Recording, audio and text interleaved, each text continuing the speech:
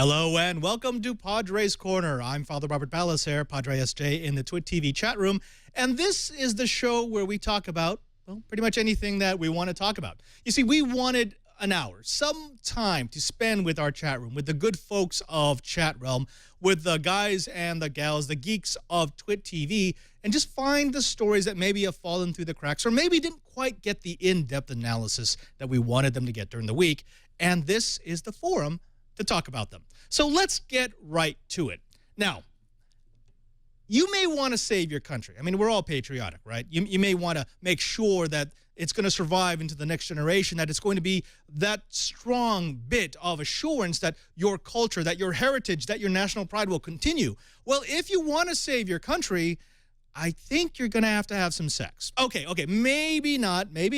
But in this particular case, we're talking about Denmark. And what they're having over there right now is they're finding out that there aren't enough children being born to support the tax base that will be necessary when the current population reaches retirement age. So they've turned to statistics. And what they found is that the stats show that vacations reignite passions that may have died.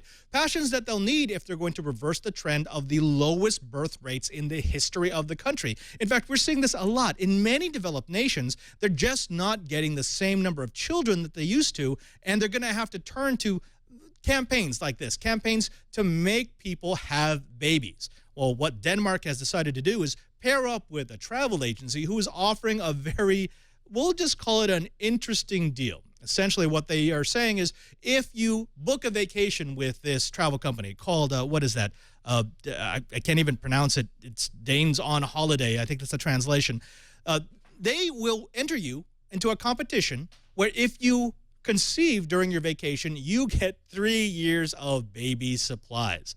Now, the statistics specifically say that 46%, there's 46% more sex during vacation. And not only are they encouraging couples to take a holiday and have babies, but they're also encouraging people to book on that website so they can win, so they can increase their population, so that they can have the proud Denmark that we all know and love. May sound a little bit strange, it may sound a little corny, but believe it or not, if you are to believe the statistics about the birth rate in developing countries, we're probably going to see this more and more from countries, especially over in Europe, where the birth rate has been on decline for pretty much the last century. All right, now let's get away from babies and let's talk more about water. This is something that is near and dear to my heart. If you've done any work in the third world, you know that one of the biggest problems is not lack of internet. It's not even lack of food. It's lack of clean water. What we found is that waterborne illnesses are one of the major dangers of growing up in a country like Ethiopia or anywhere in Africa. We've got 768 million people around the world right now who don't have access to safe water. In many countries, water is gathered by women or by children holding baskets, heavy baskets, walking miles a day just to find the closest water source. And that water source is probably suspect. It's probably not the cleanest thing that they've got. And pretty much if all you can do is boil water, that's not going to get rid of all the contaminants that cause the most damage to the human body. Now, every day we find that over 1,400 children under the age of 5 die because of waterborne illnesses. But designer Arturo Vittori wants to solve that problem with these 30 feet high water towers that, honestly, they look almost too beautiful to be functional. What you've got is a structure, a 30-foot structure, that is comprised of locally obtainable material. So if you are in Asia, you use bamboo. If you are in Ethiopia, you use strands of vine. Essentially, anything that's strong enough to be bound together into a structure is what creates the shell of the basket. Inside the basket, you have this polyurethane, basically a big liner, something that looks like a plastic shopping bag that goes into the middle of the structure, and it uses the chimney effect to cool down water from the ambient environment and precipitate water. Yeah, that's right. It uses this very cool effect. When you have a high enough structure, you get warm air that wants to rise out and draw cool air in. Well, in that cool air, as it hits the polyurethane bag, it will precipitate water, and one of these structures can gather up to 25 gallons of water a day. Now, that may not sound like a lot, but when you consider what 25 gallons of water can do for a village, for a place that doesn't have access to regular water, for a place that maybe their only real alternative is to drill. And where are you going to find drilling equipment that could get down into the water table? This is a very, very interesting project. Now, they're calling it the Warka water structure. And again, it pulls atmospheric water out of the air and collects it into basins at the bottom of each tower. And they are comprised, as you can see, of those two sections. They estimate that in a place like Ethiopia, each of these baskets could collect 25 gallons of water a day, that each tower would cost approximately $550 and can be built in under a week with a 4-person team. And again, with locally available materials, which is important because that means that it's sustainable. You don't have to ship these things from all around the world to get them to the locality. All you need is that polyurethane bag, which actually fits into a nice little cardboard box, and then the structure built around it. We don't know yet how durable these are going to be because, of course, we need something that's going to last past a dust storm or a rainstorm. But it's a promising bit of technology, and, well, I think it's a fundamental right for everyone to have a clean drink of water. Now, let's go from water to talk about something that's a little less sustainable. That's F1 racing. Now, I am not a big racing aficionado, although Tim Stevens has really turned me on to this. He's a big motorhead, and he's got me excited about some of the technology changes that are happening in F1 racing. Now, you probably think you know about F1 racing, right? F1 racing, you've got a car, it goes really fast. They all look low to the ground. They put the biggest engines they possibly can under the rules that have restriction plates, and you just go. Well, no, that's not really it anymore. If you've been paying attention to F1 racing, you know that the rules have changed. What we have now is the World Endurance Championship, which has changed its regulation to crown a winner of their races based not on how fast you can go, but on how many miles you can cover and how efficiently you can do it. Now, this just isn't about efficiency. Otherwise, you have a bunch of really slow teardrop-shaped cars working their way around the track. Instead, the WEC and the Automobile Club have created a set of rules that encourage efficiency and technological innovation while also demanding the racer's edge. Now, they removed most of the restrictions, which allows teams to run without air restrictors, which allows unlimited cylinder counts and gas or diesel. They encourage their teams to use hybrid and regenerative powertrains, and they have to use batteries or flywheels to get some of the energy back whenever they break. Now, here's the really, really cool part. It's not as if you get a set amount of fuel. They say, okay, you've got 50 gallons to go as far as you can. They say you have a certain amount of energy to complete each lap. Now, Porsche is going to be using a 2.0-liter V4 along with an 8 megajoule hybrid setup because they believe that that gives them the best power-to-weight ratio, and they really like the fact that hybrid power gives you much more torque. It gives you much more giddy-up when you just want to jam on the throttle. Toyota is going with a measured result. They're using a 2.7-liter V8 with 6 megajoules of hybrid power. Audi's R8 e-tron Quattro uses a turbocharged variable 3.7 to 4.0 liter V6 engine, turbocharged, mind you, with only 2 megajoules of hybrid boost. Now, there are going to be race aficionados who are going to say this destroys the race, right? Because now we're not looking at racing, we're looking at technological advancement. But I actually like this. As a geek, I would probably watch one of these races because you get to see which approach is going to turn out best, and you get to see which teams come up with the best tactics to take advantage of their technology. For me, I get incredibly bored whenever I see 50 identical cars or supposedly identical cars speeding around the track. What I would love to see is to see that technology actually in use, to see people saying, no, I'm going to take a smaller engine but more hybrid power so that I can get that quick burst off the line. Or to see other teams say, we want a larger traditional engine and a smaller hybrid system because we think in the long run those straightaways are going to give us the speed advantage we need. You're going to see a lot of lead changes. You're going to see a lot of interesting strategies. And, well, I mean, that's really what gets me excited when I think about Formula One racing. Now, when we come back, I think it's time for a rant. But before that, can anyone tell me what squeaking means?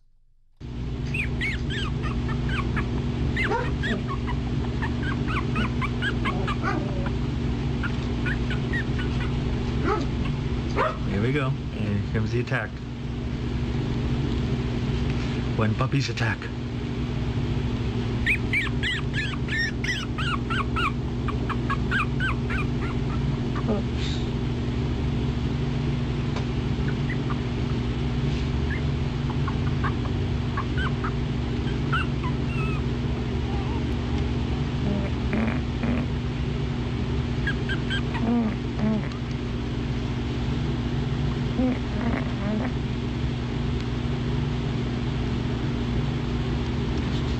Uh-oh.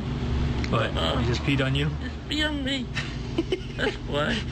That's why he was squeaking. Uh-oh. Uh-oh. Oh, sorry. That's why it's crying. Cardinal rule of taking care of a dog: when it squeaks, probably wants to go out. Now let's get away from the cute and talk about something that I think a lot of people are listing on their threat wire. If you've been reading the news, if you've been listening to the blogs, if you've been watching Twit, you probably know that the FCC has cleared Google of all wrongdoing in their data collection case. Now, if you don't remember this, that's okay. It actually started 2 years ago. Do you remember those Street View cars? Those vehicles that Google was using to collect data from around the world so that they could fill out this Street View on Google Maps. It's these cameras that are mounted on top of typically little sedans that give them a 360 panorama so that they could input that into the Street View app and give you your nice man on the street view. Well, 2 years ago, we discovered that Google wasn't just collecting pictures. They were collecting Wi-Fi data. That's right. They had devices mounted along with these cameras that was sniffing wireless data as it drove past these neighborhoods. Now, when this first came to light, Google was very cagey. It was kind of strange. At first, they were saying, well, no, we're not collecting data. But then they admitted, yes, we are collecting data, but we're only collecting SSIDs and correlating them with the GPS signal so that we know that that SSID with that MAC address is at this site. And so we can increase the accuracy of devices by giving them that bit of information. So if they have their Wi-Fi on, their phone will know where they are, even if they're not receiving a GPS signal. Then it kind of escalated. There was a little bit of a leak, and we found out that not only were they collecting SSIDs and GPS coordinates, but they were also collecting the MAC devices, not just of the router, but the other devices that were connected to the router. Beyond that, then we found out that they were collecting data that could individually identify users using that wireless network, especially if the Google Street View car had been stopped. Finally, the one that broke the camel's back was Google admitted that they had inadvertently collected some packets that probably contained clear text, usernames, and passwords. That was the one that really sent people over the edge. Before, they were kind of miffed that Google was collecting. They don't like the idea of people vacuuming up Wi-Fi signals in their area. But when Google admitted that, yeah, we've got a couple of usernames and passwords here, people went ballistic. And the FCC embarked on a 2-year, 24-month investigation of the Google Street View project to find out if Google should be fined. Now, there were people who were crying out. They were saying, Google needs to be taken down. Google needs to be taught a lesson. They need to learn about our privacy. But, of course, a lot has happened in the last 2 years when we think about our privacy. And the FCC has just come out and said, well, Google really didn't do anything wrong. What the FCC has said is that Google's data collection was not illegal because that information that the company collected, it really wasn't encrypted. And if it's not encrypted, there is no precedent that allows for Google to be prosecuted. Now, Google was hit with a $25,000 fine, which, again, if you're Google, is less than pocket change. That's like a soda. But it was for impeding the FCC investigation of the Wi-Fi collection, not for what they actually collected. So this is sort of a this isn't even a slap on the wrist. This is saying, okay, what you did wasn't wrong, but we're really miffed that you didn't just fess up at the beginning. So now begins the second round, the new round of people coming out and yelling about this. Mike Elgin posted about this a few days back, and it's amazing how many people were going crazy over this. And we've got all comers. People saying that this is right, people saying that this is wrong, people that are saying that Google was absolutely in the wrong, others that are saying, look, Google was just doing what anyone else can do. Here's what I'm going to say, and I'm probably going to be very unpopular for saying this, but it's what I believe. I believe that privacy is a right. I believe that privacy is something that should be sacrosanct. I believe that privacy is something that should be respected, especially by a company that says they are to do no evil. However, I don't think Google's in the wrong on this. And I know I'm going to get a lot of hate mail for this, but hear me out and I will hear you out. If you don't understand how Wi-Fi works, I could see you being really, really upset by this decision. I could see you coming back and saying, wait a minute, haven't we learned the government or companies, individuals shouldn't be spying on what I consider my private right, my privacy, my secret data. But if you're using a Wi-Fi base station, believe it or not, you are using public resources. It's like you being in the middle of a public park. The 2.4 and the 5 gigahertz spectrum, that's the range of wireless RF frequencies that were given by the FCC for use by the public, unlicensed spectrum that anyone can use. That's what Wi-Fi exists in, belongs to everyone. And not only does it belong to everyone, but when you use a Wi-Fi device, I don't care if it's an AP, a phone, a laptop, you are broadcasting to the world. You're not just talking to a base station. In other words, if I have a router in my house and I'm using a laptop in my house, I'm not just broadcasting in my house. I am broadcasting as far as that RF signal will reach. And that means I'm yelling in a private space. Yes, I believe that you have a right to privacy. I believe that you should have some sort of expectation of privacy. But if you are in a public space, if you are running around in a park, if you are shouting at the top of your lungs from the front of your house, you cannot then be upset when someone writes down what you are saying. Oh, there are some people on Mike Elgin's profile right now who are saying, wait a minute. If I was on a bus and I left my credit card on the bus, would Google have a right to record my credit card? Actually, yes, they would. They wouldn't have a right to use it. It would be illegal for them to use it. But if you leave it out and they happen to take a picture of it and they happen to store that data away for their use later on, it's in the public domain.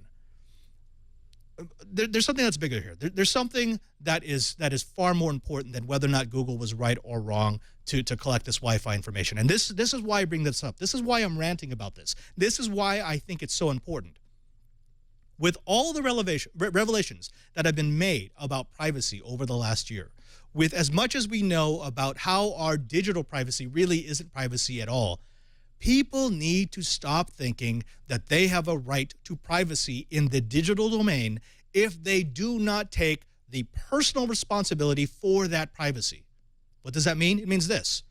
If you transmit in the clear, if you use public Wi-Fi, if you use unencrypted Wi-Fi at home, if you use a public resource, you have to assume that someone is spying on it. It might be me. It might be someone like me. It might be a corporation. It might be the government. But if you don't take the onus to protect your information, it's your fault for it being spied upon. And you don't have the right to be mad.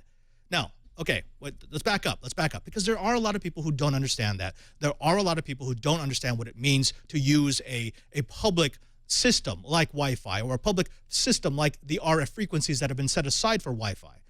But that's why I'm reaching out to you. That's the geeks and the gals, the people who actually know, who understand this, who can say, look, rights come with responsibilities. And if you want the right to privacy, you have the responsibility to do everything you can to encourage that privacy. And if you believe that your data is sacrosanct, if you believe that you should not be spied upon, if you believe that the government or Google or the geek next door sitting in the coffee shop shouldn't be able to look at your data, then you cannot count on the law. You have to count on your own skills, on your own understanding, on your own learning to protect yourself. That's the end of my rant. All I'd say is that, yeah, this is an interesting case. I don't think this is going to go away.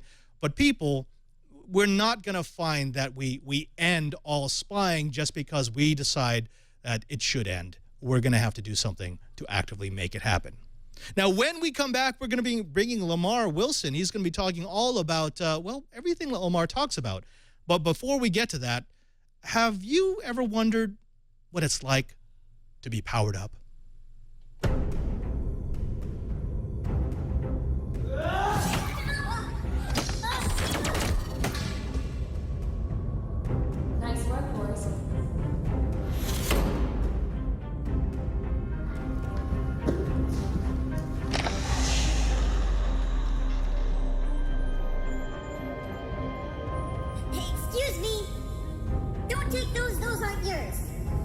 now. Oh, wait, those are for emergencies only. It must be an emergency.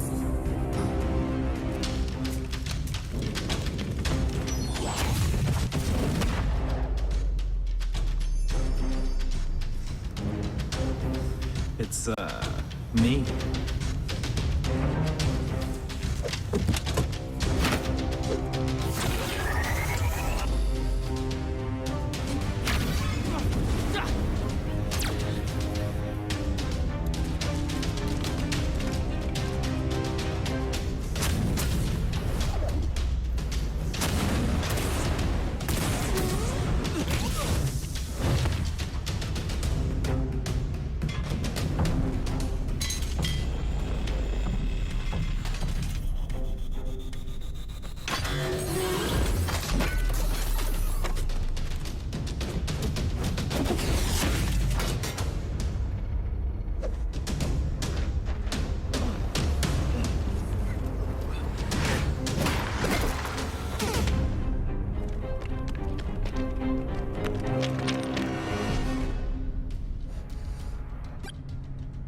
You really don't want to do this.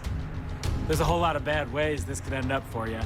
I could kick you, stomp you, slam you with my keister. I could feed you to my pet dino. I could burn you in some lava.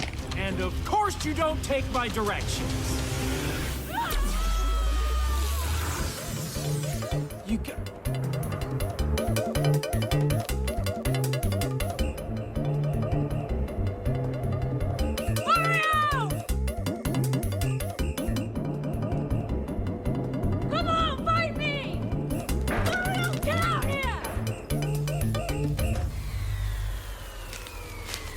No, I warned you that was a bad idea. You want to listen to me from here on out?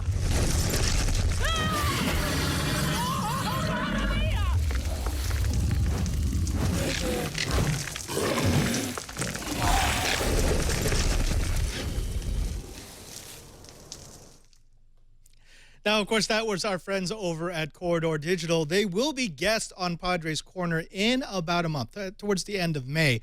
And not only that, we're going to get them more and more on the Twit TV network because we want them to show our audience exactly how they do what it is they do. Now, if this is your first episode of Padre's Corner, you probably don't know about Corridor Digital. Corridor Digital, in my estimation, is one of the finest storytellers on the interwebs. They were one of the very first who figured out that you don't need a huge budget. You don't need a huge studio. You don't need a Hollywood blockbuster cast to make good storytelling. They specialize in making content based on some of the characters that we know and love from our childhood, specifically from our video game characters, and they're very, very good at it. What I would suggest is you go ahead and jump over to their YouTube page. Go ahead and jump over to Corridor Digital, or even go over to their Twitter page at twitter.com/corridordigital and find out what they're doing. And just, check out some of their content. They again, are some of the brightest lights on the YouTubes, and I just love that about them.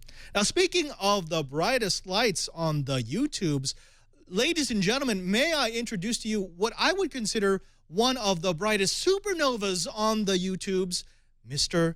Lamarr Wilson. Lamarr, thank you for coming on. What an opening. Thank you. That's how we do. I can't top Corridor Digital though. Nothing I do will ever. That's how we roll, man. That's how we roll. Yeah. Now, thank you. We were actually talking about this. I was talking to Chad a little bit earlier. There are two sort of forks of the same YouTube echelon of stardom. And there are the vloggers, and then there are the storytellers. And there's a lot of crossover. But I think they're one and the same sometimes, depending on how they storytell. Right. Yeah. Now, Lamar, of course, the Twit audience is going to know you because you had a show on the Twit TV network for quite a while, which I very much enjoyed, This Week in YouTube. You're now doing a show with Mashable, which, again, I really like. I love your style. I love your take on the world. But for the folks who maybe are new to the Twit TV network, can you tell us who you are and what you do? Cool. Well, my name is Lamarr Wilson, and before YouTube, I was a elementary school teacher, and I said, hey, let me leave this and start YouTube. That'll bring in the cash. No, it was a long road to YouTube. But basically, I'm a vlogger, and I talk about tech culture and entertainment, and I like to game. I like gadgets, and sometimes I just like to vlog and tell everybody what I'm into. As you mentioned, I have a show on Mashable. I actually have two. One is called Socially Awkward, which is one of my favorite things to do. It's just I find weird, awkward stories on the internet and get a few minutes just to talk about them exclusively, and that's pretty fun. They're a great company to work with, and yeah, and I had a great time on Twit for almost a year that I was on it. It was really awesome. Yeah, no, I mean, I remember you weren't just on This Week in YouTube. You made the rounds of Twit TV shows, and you were always a lot of fun. And I personally, the first time I actually met you in person was at E3 last year, and that was just a blast. To see you see you at work, it's funny because let me say this right now. Okay. If you watch Lamar, if you watch his channel, he looks like he's kind of a goofy guy. He's very quick with a quip and very witty. But that takes a lot of preparation. That takes a lot of time. What people don't realize is he spends hours and hours prepping his content before he thinks it's ready. And so even though he may quote unquote throw stuff up on YouTube, it's taken a lot out of him. It's not as easy as it looks. There's definitely a stress level involved with it, with getting things up. And like this was a rough week, and I almost didn't get as much out as I had planned just because of circumstances and life and schedules and things changing. So sometimes if I do put something quick out, I'm like, oh God, this is gonna be terrible. People are gonna hate it. I just threw this up, and it's weird enough. Sometimes it ends up being some of the best content. Isn't that weird? I don't understand that. That's actually the part that still baffles me. Sometimes I'm like, I spend so much time on a piece of content, and I'm getting everything right, and I'm making sure all the frames are matched up, and I got the beat just right, and I put it out there, and it just sits and sits and sits and sits, and it's okay, but it's not making much of a dent. And then I do that stupid vlog, like a 30-second thing that I did in the middle of a conference, and the audio was horrible, and the video was bad, and the lighting was not what I wanted, but I was so tired I just put it up. And next thing I know, it has 60,000 views, and I'm going, wait, what? Yeah. What just happened? That is YouTube in its purest essence.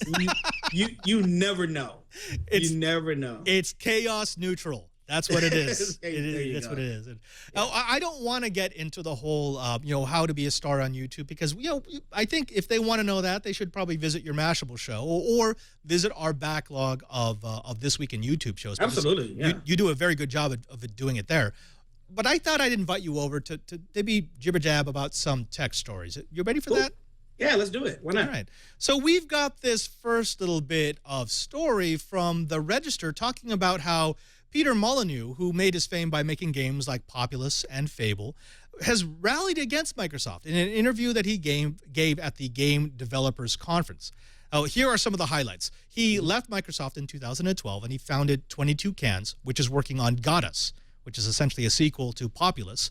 His complaints against working for large studios like Microsoft include, and I quote, creative people need to push themselves, and you can't push yourself if you are financially secure, and working with a safety net, Microsoft, is like an anesthetic. The world feels too comfortable. I want to ask you, Lamar, that I can kind of understand where he's coming from, but at the same time, it almost screams prima donna here. It screams, oh, yeah, this person, he can't have his art disturbed by finance. What's your take?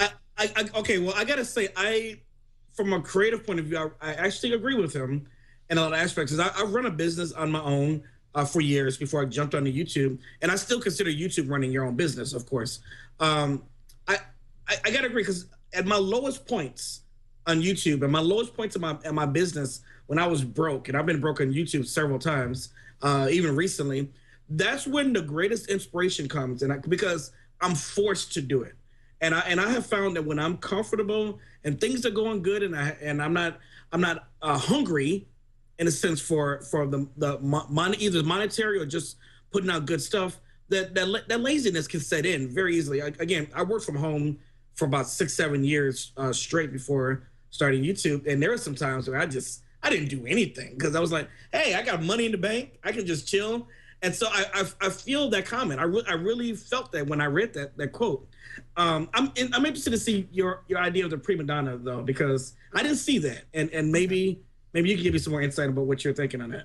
Yeah, you know what? I think I don't think Peter is a prima donna. In fact, I think he's a genius. I like his game design. I like what he did with Populous. Populous was groundbreaking. Fable was groundbreaking. Everyone copied Fable after Fable came out, and the whole morality engine. But I think where I'm taking this from is, have you ever seen the film on Netflix called Indie Game?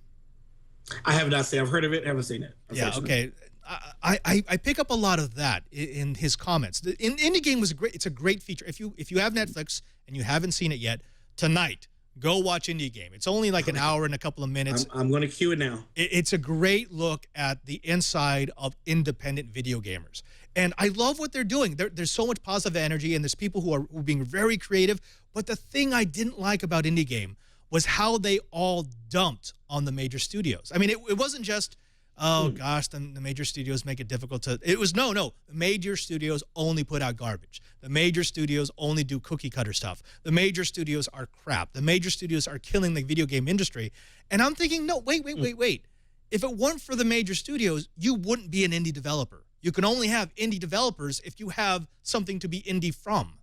That's true. And yeah, to me, it's almost like the kids who want to leave the house but still want an allowance. It's like, kudos on you if you can be an indie. If you've got the brains and the talent and the charisma to gather people around you to become an indie studio, awesome. You deserve all of your success.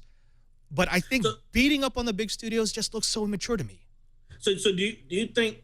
Because I'm not familiar with his complete background, but are you saying that? So he left a big corporation. He got his own fame, and now he's a little cocky and then bashing the people who kind of made him. Yeah. Become who? Okay. Yeah. See, now, if that's the case, I can see where you're coming from. I didn't realize that he got success on his own, and it's like, yeah, you don't need Microsoft. You don't need. Okay. That's a little a-hole-ish, excuse me to use that word. But if they're the people who actually made you a name to begin with, I get your point.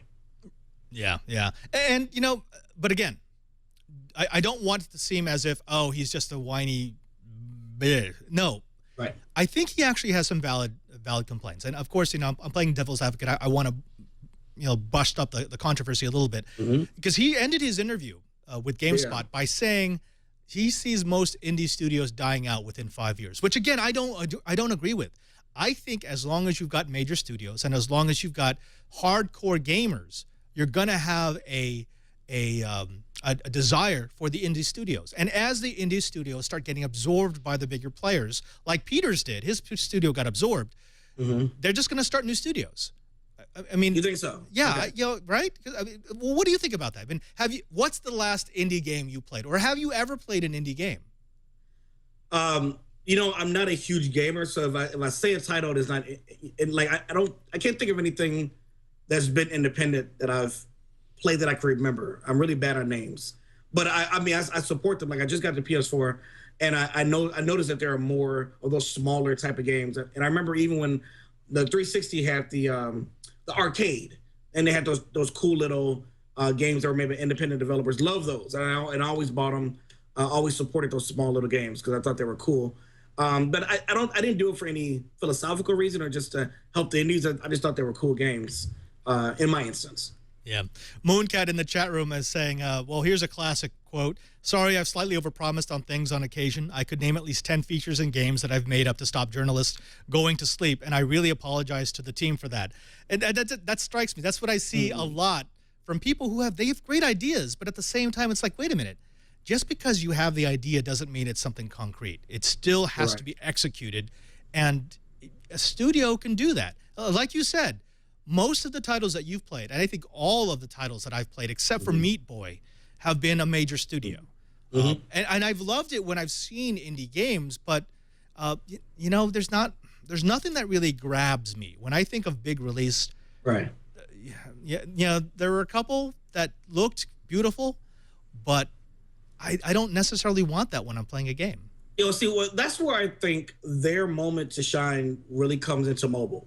And on the big consoles, you're right. I'm not looking for indie games on console, looking for big names, but on my iPad, on my Android phone or whatever I'm using that's a small device, yeah, those games are great because I can get in, play, get out, and they're repeatable and they're fun. And that's where I would like to see more. independent. Unfortunately, most of those get again bought up by EA or by Zynga or some of these other ones. And it would be nice if they were. And, you know, it's easy to say, for my instance, I wish they would stay independent. But just like with Oculus Rift, you got a couple $1 billion shaking in your in your face. It's kind of hard to say no when you can get more resources to get your stuff done. So it's easy to say on our side. Right. They should stay. Well, Mr. Mike in the chat room is pointing out that, you know, Goat Simulator, which we were playing in the pre-show for Padre's Corner, is an indie game, which is technically true, but what is Goat Simulator built on? It's built on engines that were really only matured because they went through major studios. And, you know, it's like, okay, well, again, great. You did a great job, and I hope you're very successful. But don't smack on the major studios just because they have resources. If you want to work in that framework, fantastic, and you get those resources. If you want to be on your own, fantastic, and you get that freedom. But you don't badmouth something that you have the possibility of doing, but you choose not to. That's just me. You could be burning future bridges. So yeah, I don't like burning bridges because they tend to fall underneath me. Yeah. Well, let's move away from Peter and let's talk about a little something different. Alrighty. Lamar, do you have any Bitcoins? No. And I'm glad I never jumped into this world, because after all the, hey, where are the Bitcoins? Oh my God, they closed down. I was like, no, I'm not dealing with that. Yeah. Now, we've heard a lot of Bitcoin angst in the last couple of months. We know that Mt. Gox famously lost about 1/25 of the Bitcoins that will ever be in existence. And they just found 200,000 of them just sitting around in an old wallet. We know that there have been some high-profile robberies, some high-profile misplacements, some malfeasance that's been going on in some of the exchanges.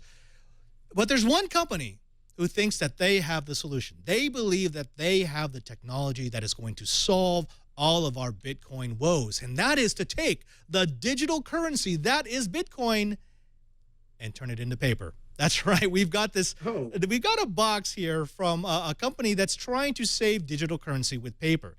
Now, with those recent high-profile thefts and loss of Bitcoin from Mt. Gox and others, they think that the way to guarantee the safety of your Bitcoin is to print them out. This is the Piper wallet. It's essentially a box that prints out the private keys of your Bitcoins, including both the encryption key and a scannable QR code, which means that you could, technically, you could give a strip, like a piece of cash, to somebody, and they could scan it with their phone, and now they're loaded up with that Bitcoin. Well, if you look inside, it's a Raspberry Pi connected to a thermal printer, which allows you to store your Bitcoins in the box and then turn them into paper. I'm a geek, so I like technology. I like the fact that they did this. I love the fact that they did it with a Raspberry Pi. But at the same time, I kind of scratch my head because I say, wait a minute. I thought the idea of a digital currency was to stay digital. Why are we saying that the next step of a digital currency is to go back to paper? That's exactly what I was going to say. It's like, strips of paper. Boy, this could really turn into something if we think about it. So we could put $1 and $5 and $100 on them. That'd be awesome. No, I hate paper. Padre, I hate paper. I do. I can go all digital. I am 100% for the digital age. I don't like carrying cash at all. So I would not like carrying these strips of paper around in my wallet at all. Let me get your take on this. One of the big advantages of cryptocurrency has been the fact that it's anonymous. It's unregulated, which means no one can track you. You can do anything you want with the Bitcoins you have. It's digitally transferred, which means that it's very easy to make a transaction. But then the downsides have been, if it's unregulated, it means it's very easy to lose control of. If it's unregulated, it means it can be stolen and there's absolutely nothing to do. Whoever holds that key holds that Bitcoin. There is no argument. You can't say, no, you took that from me. If they have the key, it's theirs. The fact that it's all digital means that it is incredibly easy to thieve it unless you keep it offline, unless you have it not touch the internet at all, which means, of course, then it's going to reduce the usefulness of that particular cryptocurrency. Yeah. So my question to you, Lamar, is this. If we are now saying that for a cryptocurrency like Bitcoin, if it's to grow, it needs to be regulated. It needs to be not so anonymous. It needs to be traceable. It needs to be paper. Are we now saying that the big advancement in cryptocurrency is that it's going to become like old currency? Yep. that's we might as well keep what we have, and we're really going to do all of that with the Bitcoin because, you know, I'm not a proponent or I'm not for or against it because I haven't studied it personally enough I haven't really cared enough about it. But you know, if it's going to be just like what we have and the government's going to regulate it, then you just keep what's wrong with what we have now. And I don't know. I have a whole philosophy. You and I will have to talk one day. I have a whole philosophy about money in general, which I think it's completely worthless, and it's just an imaginary thing. It's not even based on gold anymore. Hit me, go. So no, I just think the perception of it is so silly. It's like, oh, because I have this bill, it is now worth this, and it's not based on anything. It's just imaginary numbers that have just been generated by the government or the Treasury Department. And I don't know. I would love the Star Trek time when we get rid of money altogether. I don't know how they did it. They never said how they did it, but I would really like that time because there really is no reason for it except for, you know, people's perception that this is valuable because it is, you know, because the government says it is. I have more of that, but it's really deep down. I need to write a book about about this one day. If you write a book, I'll read it. Now, I will say this because I like the technology. I like the idea of cryptocurrency. Right now, I don't think the technology is there. I don't think the users are mature enough. They haven't accepted that you need to improve the system before it's usable. But what you just said, that money is imaginary, is one of the primary reasons why people think cryptocurrency will take off.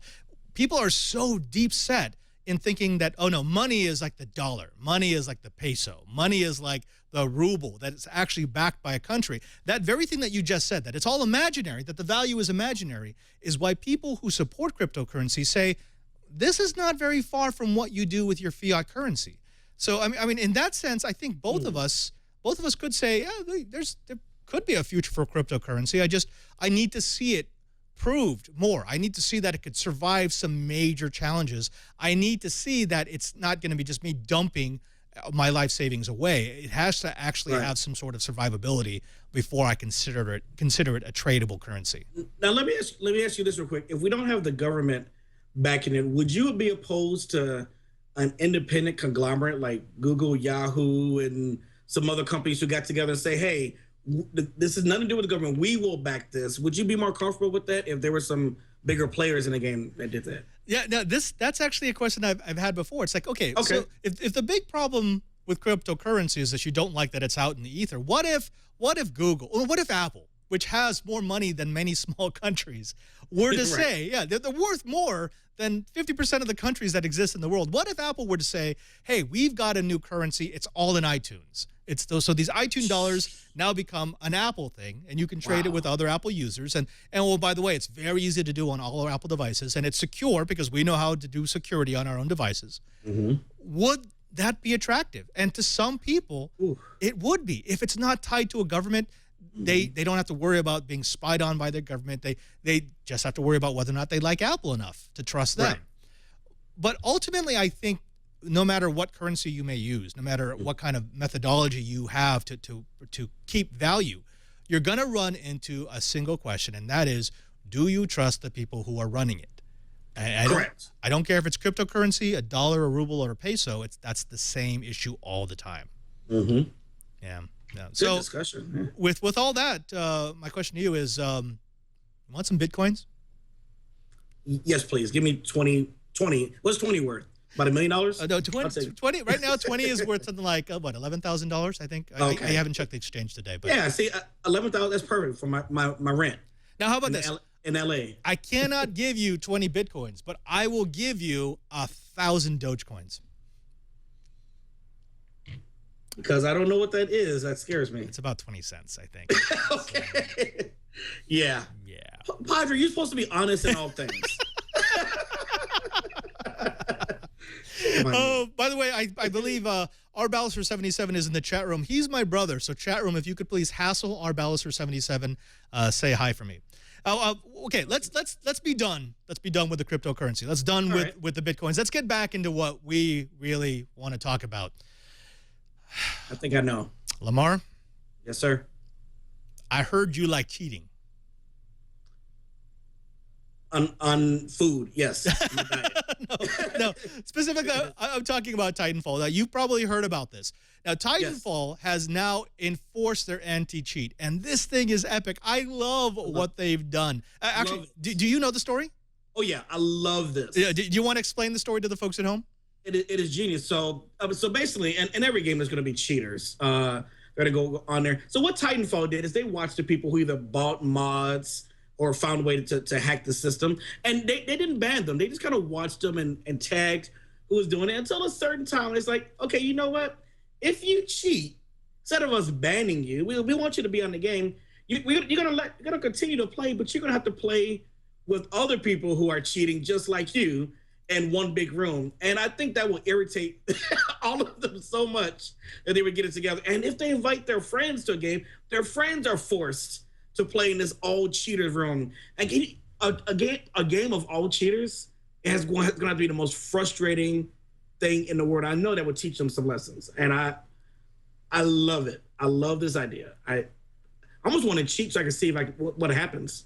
I actually want them to add a spectator mode to the cheat room, so I can just watch them out cheat each other. Just a bunch of aimbots, just killing everyone all the time.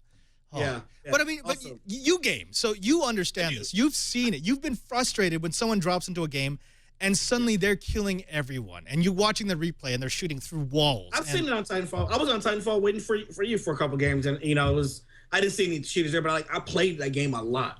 Yeah.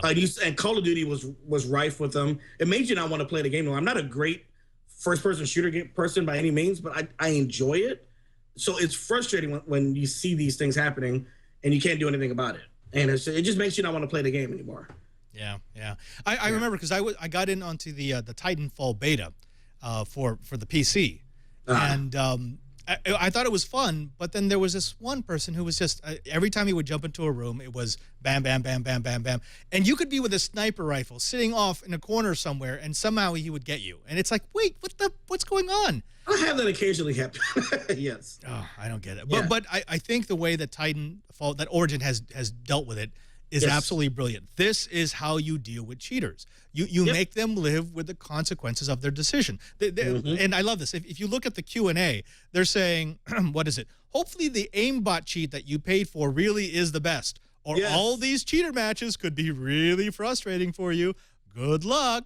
And they've sort of encapsulated all the anger that the gamers are feeling at having the cheater in the middle of the game. It's sort of like, okay, here's a taste of your own medicine. Yep. Yeah. I want to see more people do that. It's a good way to handle them, because if you ban them, they're just going to get another account and try to and redo the whole thing. This actually teaches a lesson. Yeah. So I like that. Yeah. Now, what about this? What do you think about games that use these cheater lobbies, but then allow you to graduate out? Because right now, the only way to get out of the cheater lobby in Titanfall is to either buy a brand new account or to petition the game owners to say, okay, I've learned my lesson, please let me back in. Oh, okay. Now, what would you say if, like, someone, okay, you get thrown into the cheater room, and now your punishment is you need to play clean for 30 days without using any cheat implements while everyone is cheating around you? That's kind of harsh, but that's very harsh, actually.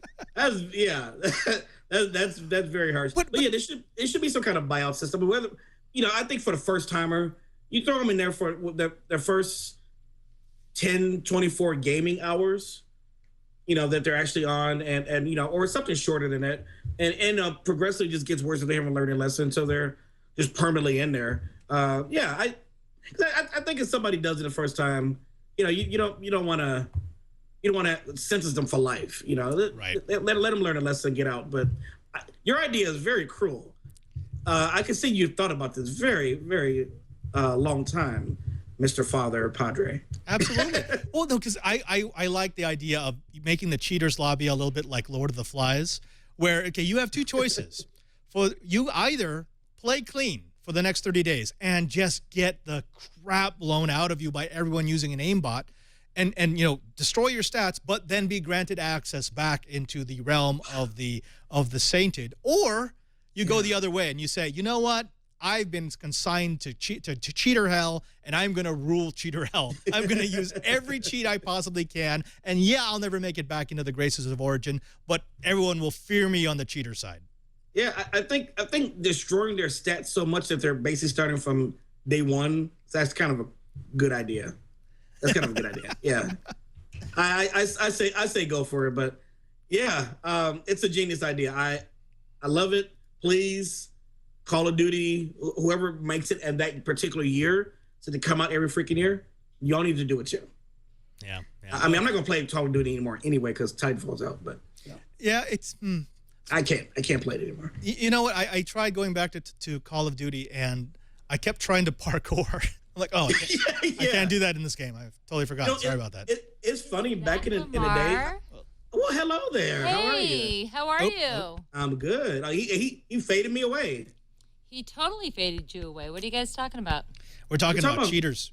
Cheaters. Titanfall gaming. cheaters. Kick him out. Yes. Take care. So back in the day, one of my favorite games, which a lot of people did not like the game, but I love Lost Planet. Oh, yeah. Yeah, because it was kind of it wasn't necessarily parkour, but you kind of had some Batman abilities, so you can grapple up walls and everything. Trying to go from that back into Call of Duty was the most frustrating because I would go back and forth when my friends wanted to play. And so I don't want to experience that again where I'm in Call of Duty and I'm trying to grapple somewhere to get out the way. And it's like, why isn't this working? And I get shot. You know, the funny thing is when people kept telling me, oh, Titanfall it's going to break all the genres because you can parkour. And the first time I heard that, I said, that is the stupidest thing I've ever heard. Why would I want to parkour if I'm in the middle of a battle? But then seeing how they implemented it and seeing how much of an advantage you have if you know how to work it and someone else doesn't. Yes. It's like, oh, yeah, no, okay, that's how you have to design a first-person shooter now. I've had it worked on me very well where I thought I had a person and they just jumped over my... It's like one of those slow motion... what's that movie with the slow... Like Matrix types? Slow Matrix movement, and they're flipping over my head, and I'm just watching this in horror, and then I get shot in the back of the head. It's just... it's amazing, and I've seen this in the replays. It's like, that was a beautiful play. Yeah. That was beautiful. Yeah. Well, Lamar, how about this? You want to move a little bit away from gaming? Let's talk a little bit about Wi-Fi. Oh, nice. Okay, let's do it. Okay, so we had a little Google story earlier on about Google wanting Google and the FCC making up. But we've got a story now about how Google wants to run its own wireless network. This is I would put this in the what took you so freaking long category. Now, Google is in talks with some wireless telcos to provide wireless service of their own wherever they already have fiber. Now, they talked with Verizon about becoming an MVNO. That's a mobile virtual network operator way back before the former was acquired by SoftBank. They want to create a hybrid system that would use Wi-Fi where available, then switch to cell coverage when Wi-Fi dropped out. They've already tested some of this tech at Starbucks, where they've been taking over from AT&T for all the high-speed wireless access, and their devices would not require a sign-on. Instead, the device would automatically be recognized by either the Wi-Fi or the cellular service, and it would switch back and forth for a seamless transition. Now, beyond the fact that I want this and I want it now, and I want them to do it without haste, and I want it in my corner, and just please, yes, whatever it takes. Of course. How do you feel about this? I mean, if Google were to come out and offer a Google Fiber-esque kick to the butt that they did with Google Fiber to the ISPs to say, hey, guess what? We're going to give you a device. It's going to be an Android device. You'll be able to tether it. You'll be able to use it alone. You'll be able to use it with your laptop, with your tablet. It will connect wherever you are, automatically switching between Wi-Fi and the cellular network, so you never even have to worry about what you're connected to. And we're going to charge you a flat rate of $50 a month. I mean, do you see any potential drawbacks to that? No, I've already signed up. So I don't understand what the question is about. No, it pains me that this is. I mean, I like that they're at Starbucks. Even though at the last Starbucks I was at, I still saw AT&T there, but I guess they're still switching. I hate that it's just in the areas of the Google Fiber. However, I guess my thinking of this is a little bit broader. Is instead of doing these little dinky things that they're doing, I feel like they're just testing the waters. Why not just come out and buy T-Mobile or Sprint and have their own? It's not like they don't have the money to do it, because I mean, Android devices, whether you like them or hate them, are the most prevalent out here. And matter of fact, T-Mobile is where Android started. I had a G1, and like, how cool would it be? You know, they own their own network, and then all this stuff they want to do is just possible. I'm sure there's some regulatory issues along with that, but I think it's going to happen at some point. Apple's going to get a network. They kind of need one. Google needs a network, and I don't see why they're dinking around playing with stuff like this versus just going out and just owning it. What do you think? Right. Now, yeah, one of the interesting things from the technological side is I like the fact that they're trying to use Wi-Fi. They're trying to use the unlicensed spectrum, especially since the FCC just released another 100 megahertz of spectrum to unlicensed devices. But, you know, the geek side of me is saying you're never going to have enough spectrum, wireless spectrum, to truly deliver to everyone. It's just, we run into physics. We run into the limitations of physics itself. And so, for me, I love the fact that Google Fiber is making out into more and more cities. This I almost see as a step, I'm not going to say a step back, but a step sideways. If they can do this easily, great. But what I really want? I want Google Fiber in my house, and I will pay a lot to have Google Fiber in my house. I would love to get off of AT&T. I would love to step away from Comcast. I would love to say to Cox and Time Warner, please beat it. And you know, that I want. I mean, that, please. You know, what we saw in the last deployment when they announced their new round of cities was that they are now reaching out to cities who are willing to make it easier for them to come in. They're essentially saying, if you'll clear all the red tape, we'll come in and we'll deliver a network at cost, and your people are going to love it. Yeah, I mean, for someone who uploads videos on a near daily basis or even weekly, and you know, if I do a gaming video, it's gigabytes of content. Not Comcast yet, but Time Warner that I have now, it's just not doing it. You know, I have 100 down. Thank you for them giving me that, but I have 5 up. And I know that sounds like a lot, but it isn't. You know, and I envy people in LA who have Files, because they're not building that out anymore. And I may need to move to a Files area just so I can have quick uploads. And so for people who are creators like you and I, yeah, we crave that kind of thing. We crave as much as this. I know they've been talking about releasing some of the TV over-the-air spectrum, and that has a lot of room. I'd be interested to see what happens in the next couple of years, whether, you know, other companies get in and offer this gigabit type of service because of the release of these spectrums. I just want a really fast internet, and I feel limited. And I feel limited of, if you're gonna give me, you know, gigabyte up and down, don't cap my service.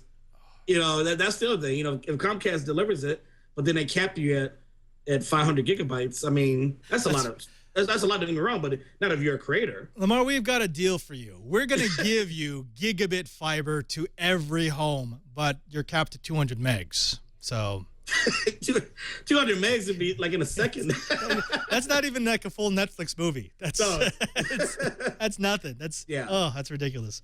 So it's still, you know, any time that but before people say, oh, he's just hating on Google, anytime you can disrupt an industry like the telcos / ISPs, I'm all for it. I think those industries need a kick to the butt. I think there's been way too much profit taking from those industries. I think they've profited way too much off of federal subsidies and off of taxpayer dollars for things like right of way and preferential treatment. That it's time for a player to come in like Google with enough juice to say, hey, guess what? We're going to show you a new way to do it, and either you're going to adapt or you're going to die. Yeah, and it is important the word you use, profit. This is not expenses.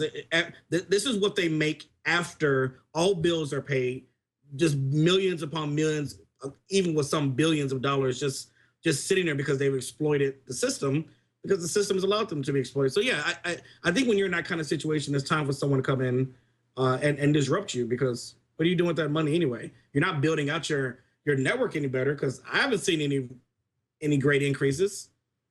So yeah, I think that's an old man ranting. All right, let's step a little bit away from tech and talk about a different angle. And specifically, we're going to talk about spoiled kids. Does that sound fun to you? Spoiled kids? Spoiled kids. Yo, I was a teacher, so this was perfect. Let's do this. Okay. So people have probably heard about Rachel Canning. She is the daughter of an upper middle class family who, she's really lived a privileged life. She's been given the best education available. She had a privileged upbringing. She had all the advantages of wealth. She got the summer vacation, the nice clothes, the car, et cetera, et cetera, et cetera.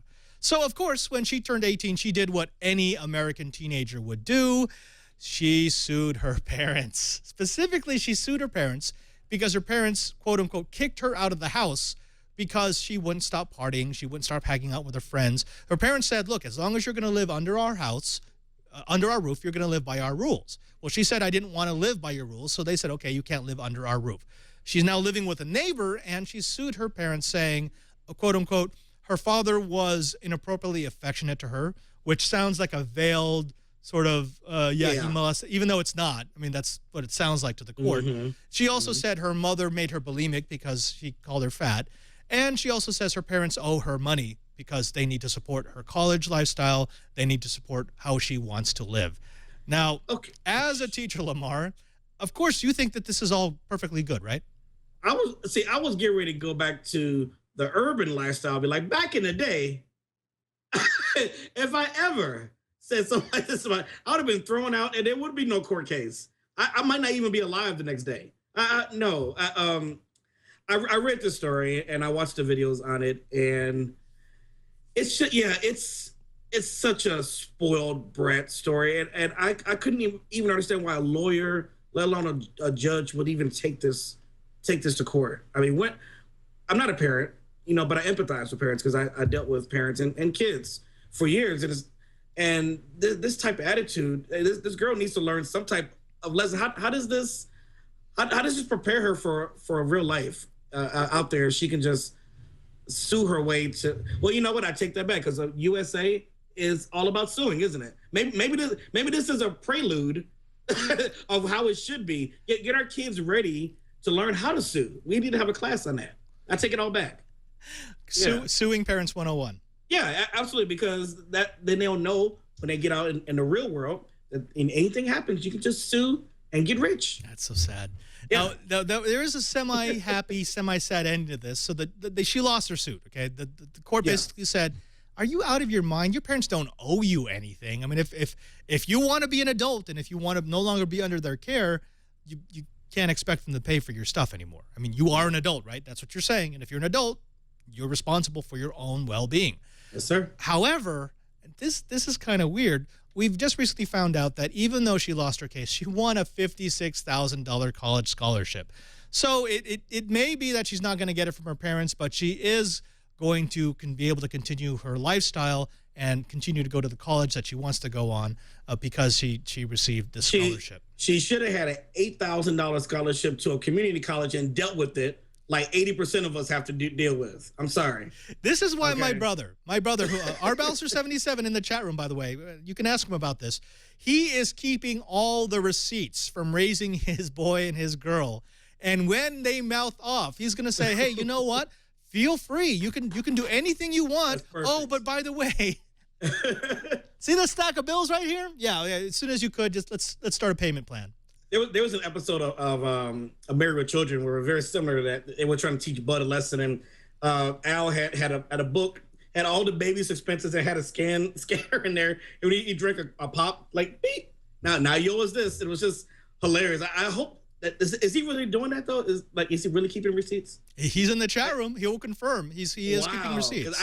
I didn't think anybody was going to really do that, but no, wow. He knows exactly how much he spent on it. And my brother is a loving person. He once told me that his daughter will start dating at, I think, what was it, Ryan? About the age of 30, 35, something like that. Oh, mine too. Yeah, he's already said that the first time a boy comes over to the house, he's just going to bring the boy to his study, and he's going to have his gun safes open and just sort of sit there, not even say anything, just sort of stare at him, go, so you want to go out with my daughter? All right. Why aren't we like that? Because I would be very protective of daughter. Why aren't we like that with our boys? Why are fathers like that? Because we assume that the parents of whoever that boy will be bothering are going to do the same thing that we do. I think that's the mentality. All right, gotcha. All right, hey Lamar, this is normally the time where we talk about the tech.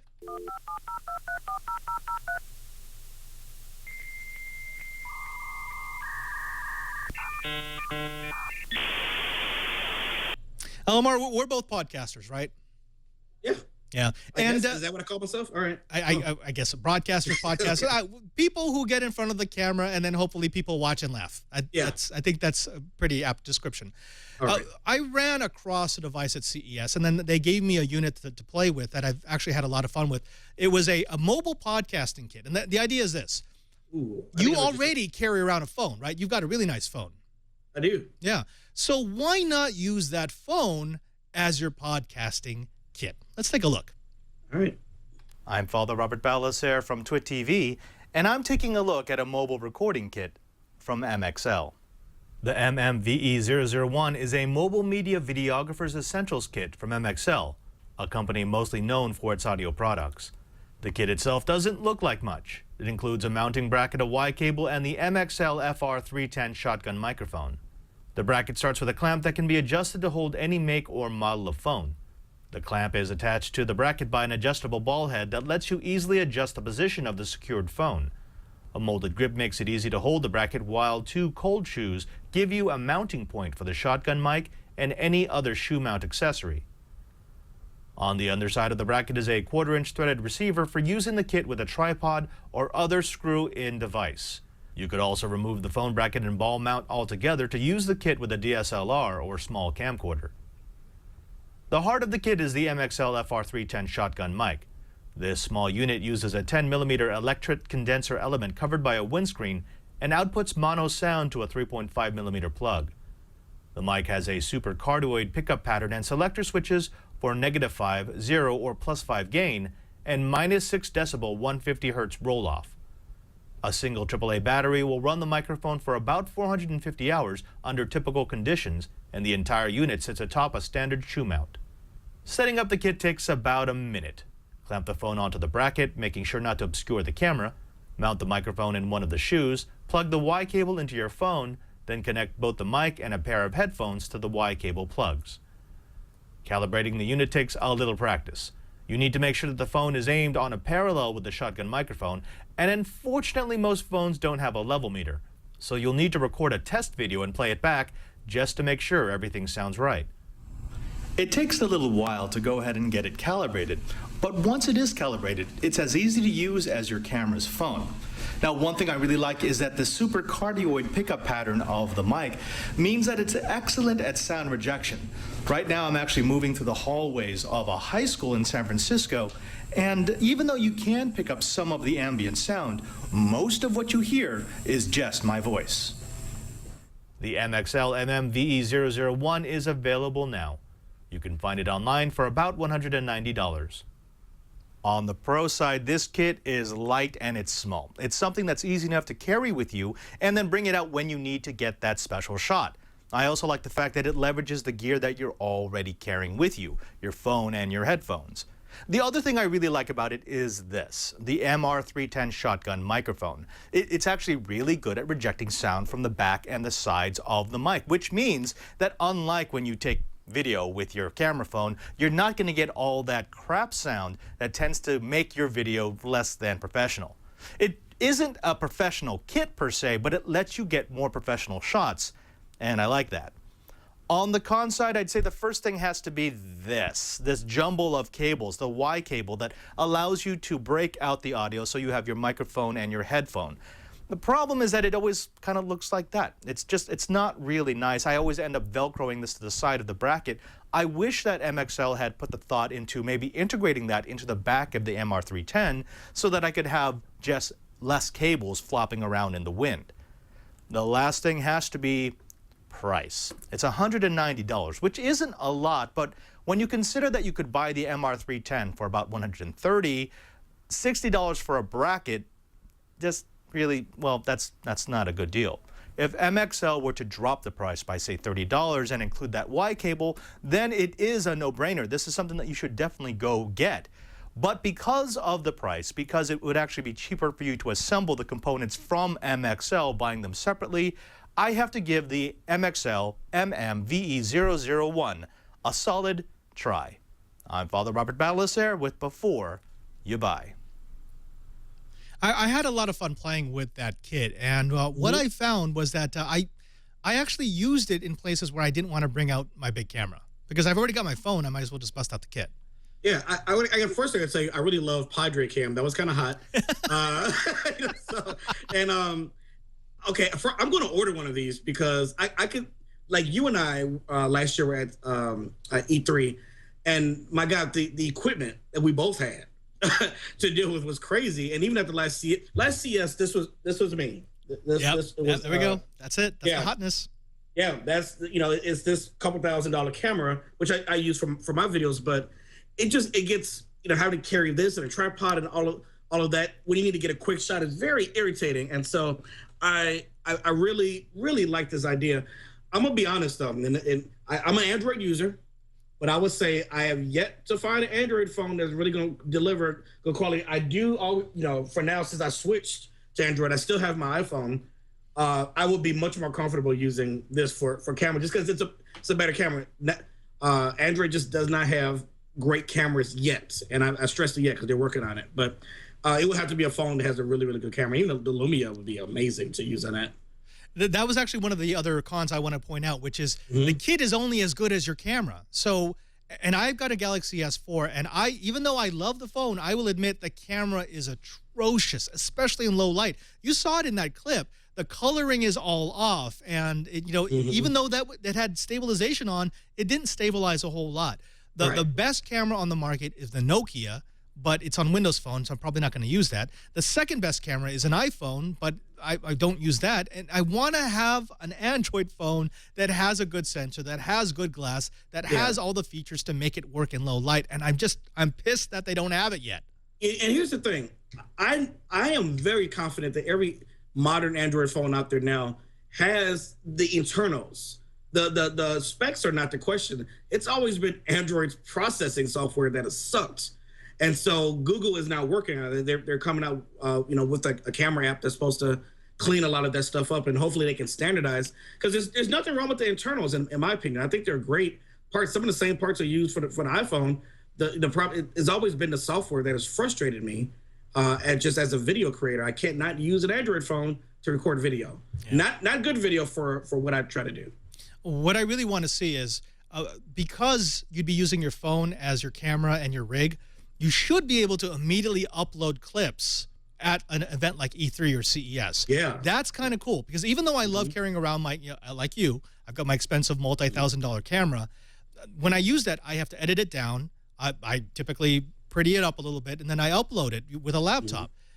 If I have something that I could tape, then immediately upload, like really short clips, and then maybe give them a higher quality version later on, that actually it speaks to me. Absolutely. I'm gonna thank you for telling me about this. I'm definitely gonna order it to try it out. Yeah. Well, we'll talk. Oh, okay. Yeah. Let's stick around after. Okay. So that's me. Now I know that you're big into tech, but I also know that your current obsession is Titanfall. Is it not? It is. It is. So do me a favor. Could you really, really quickly explain to the folks at home why Titanfall has your attention?